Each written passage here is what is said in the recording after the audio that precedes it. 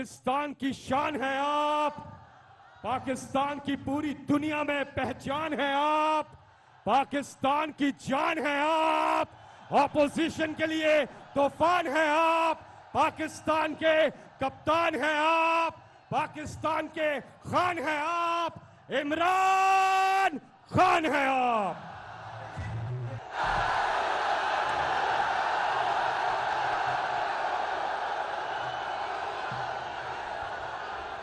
इय्याक नअबुदु व इय्याक नस्तईन। सबसे पहले कमालिया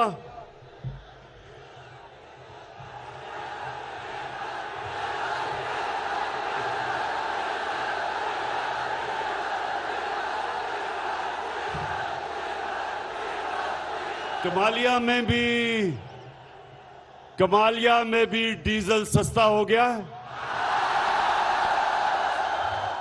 बड़ा पैसा खर्च किया हमने डीजल और पेट्रोल को सस्ता करना।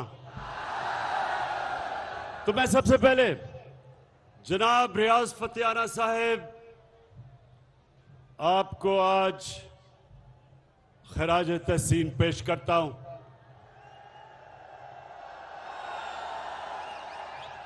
माशाअल्लाह, मैं नहीं समझता था कि कमालिया में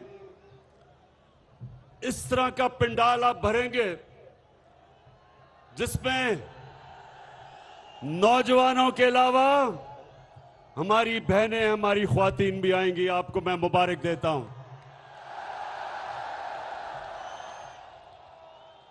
मैं अपने सारे मेंबर पार्लियामेंट, प्रोविंशियल और नेशनल असेंबली के, मैं अपने चीफ मिनिस्टर उस्मान बुज़दार आपको, गवर्नर साहब चौधरी सरवर आपको और मेरे जितने भी मोअज़्ज़ज़ मेहमान हैं, मैं सबको आज मुबारक देता हूं इस बड़े बड़े बड़े जलसे पे। अच्छा, मैं आज अपनी आपसे जो बातचीत है वो शुरू करता हूं शुक्रिया अदा करने के लिए। किसका शुक्रिया अदा करने के लिए?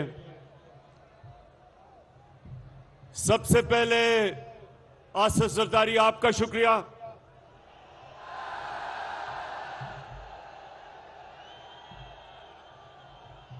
उसके बाद जिसकी कीमत नीचे आ गई है डीजल, उसका शुक्रिया।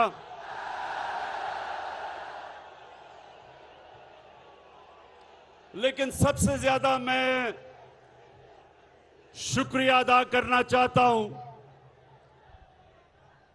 जो पाकिस्तान का जूते पॉलिश करने वाला एक्सपर्ट, जूता देखता है तो पॉलिश शुरू कर देता है, वो है मकसूद चपड़ासी वाला शहबाज शरीफ। मैं इन तीन का आज इसलिए शुक्रिया अदा करता हूं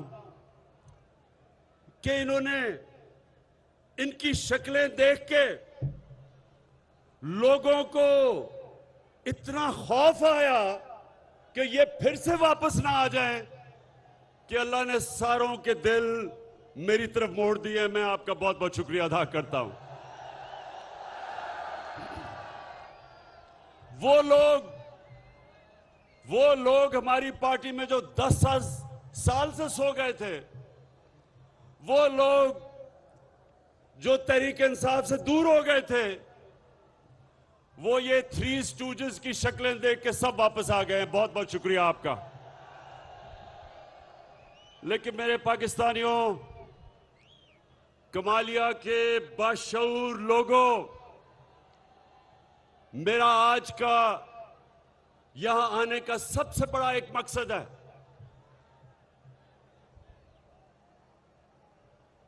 मैंने, नौजवानों, आप जरा मेरी बात गौर से आपने सुननी है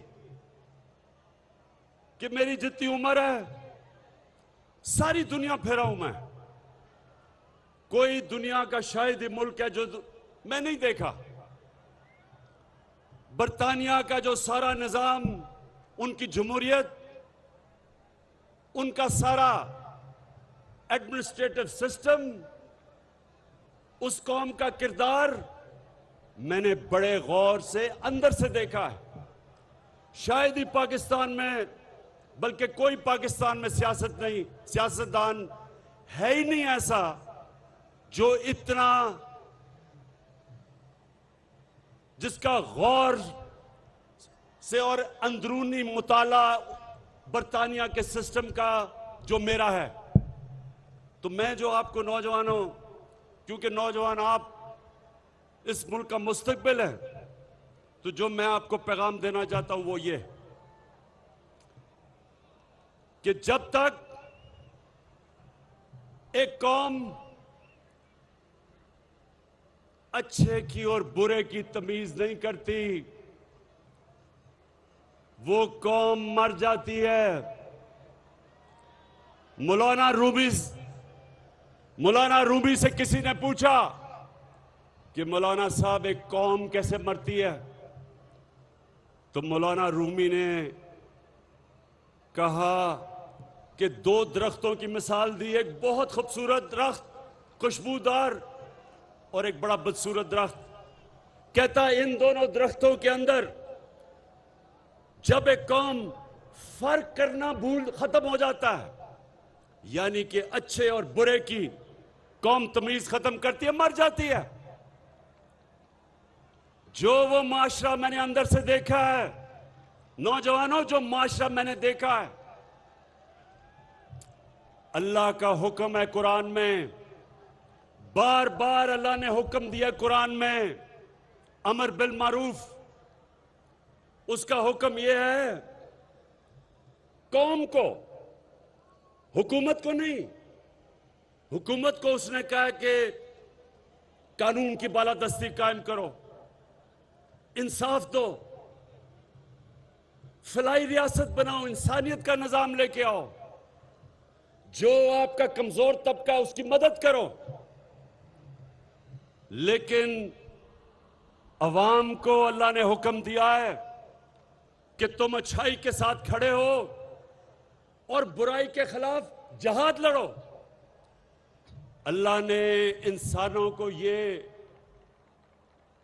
सुने नौजवानों, जब आप अच्छाई देखते हैं, बुराई देखते हैं माशरे में,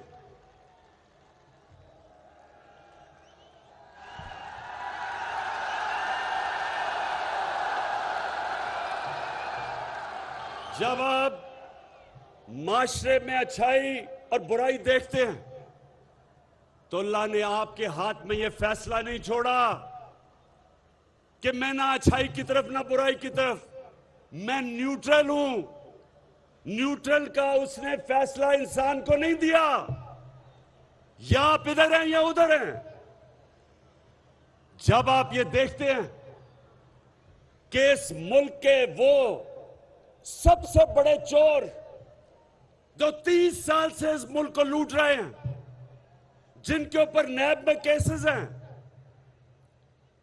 जिनमें से एक का नाम ले तो लोग डीजल डीजल क्यों शोर मचाते हैं।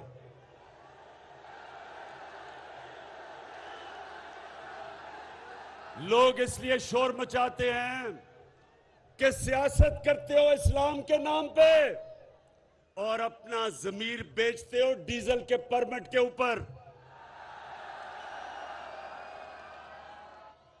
दूसरी तरफ इस मुल्क की बड़ी बीमारी जरदारी, अरबों रुपए के इसके ऊपर नैब में केसेस हैं।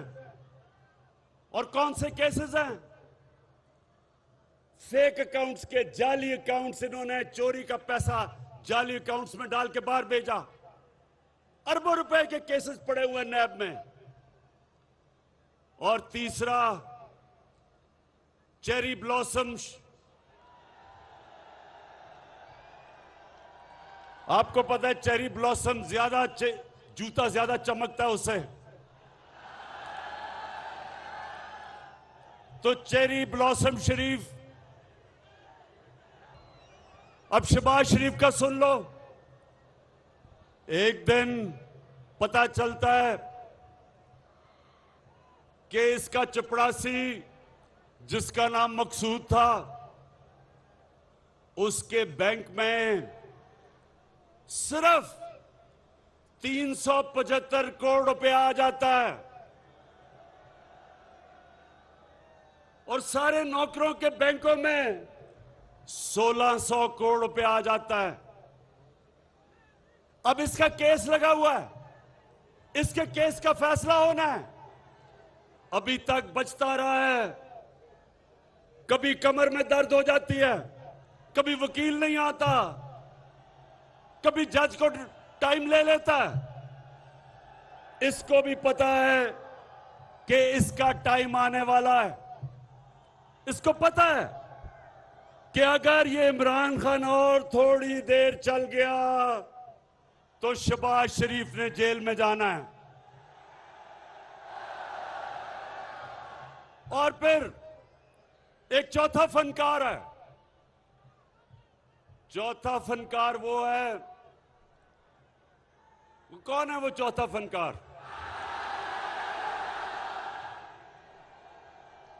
लंदन में बैठा हुआ है। उसका, अब जरा उसका सुनो, उसका केस क्या है? पहले तो अदालत से वो मुजरिम करार दे दिया गया। उसकी बेटी के नाम पे पैनामा पेपर के इंकशाफ में पता चला कि 4 बड़े बड़े अरबों रुपए के लंदन के सबसे महंगे इलाके में 4 बड़े बड़े महलात उसकी बेटी के नाम पे निकल आया। हमने तो नहीं निकाले, पैनामा पेपर के अंदर आ गया। अब उसका भी केस चल रहा है। तो ये सारे नैबज़दा इकट्ठे हुए, इन सारों ने मिलकर कहा कि देखो, पहले तो हमने सोचा था कि इमरान खान अभी गया, जब हमारा मुल्क आए तो दिवालिया निकला हुआ था। सारों ने कहा कि तुम मुल्क को निकाल ही नहीं सकता। वो मुल्क निकल गया। फिर कोरोना आ गया। जब कोरोना आया,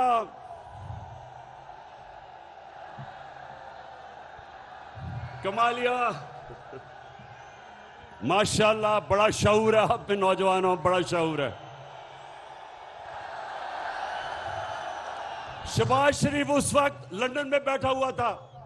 बेटे को इसने बाहर भिजवा दिया था, दामाद को बाहर भिजवा दिया था, नवाज शरीफ के बेटे बाहर बैठे थे, इसहाक डार बाहर बैठा था, उनके बेटे बाहर बैठे थे, सब लंदन में बैठे थे। इस तरह लगता है कि ये ग्वाल मंडी में नहीं पैदा हुए, ये सारे लंदन में मलका क्वीन उसके घर में पैदा हुए हैं सारे। ये इसहाक डार माशाल्लाह बड़े मेहनत कश थे। उनके वालिद साइकिलों की दुकान थी। आज अगर आप उसका रहन सहन देखें और उसके बच्चों का, तो आपको पता चलेगा कि कितना पैसा इस मुल्क का ये लूट के बाहर लेके गए हैं। तो ये सारे इन्होंने मिलकर फैसला किया कि एक ही तरीका है, इमरान खान की हुकूमत गिराओ, इक्तदार में आओ, और सबसे पहला काम ये क्या करेंगे?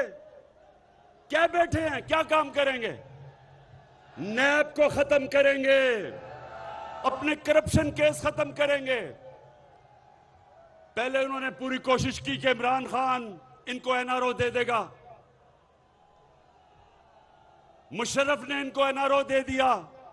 जितनी इन्होंने पहले जितनी करप्शन की थी वो सब माफ हो गई। इन्होंने फिर से आए 10 साल दोनों हाथों से मुल्क को लूटा।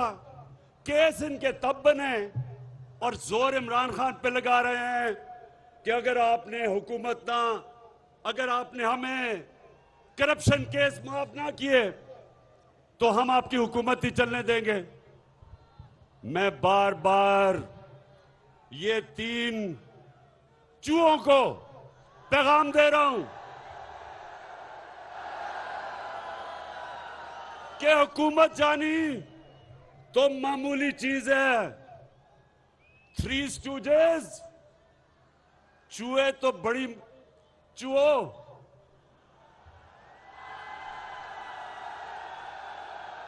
हुकूमत जारी तो मामूली चीज है। मेरी जान भी चली जाए तुम्हें मैं कभी नहीं छोड़ूंगा।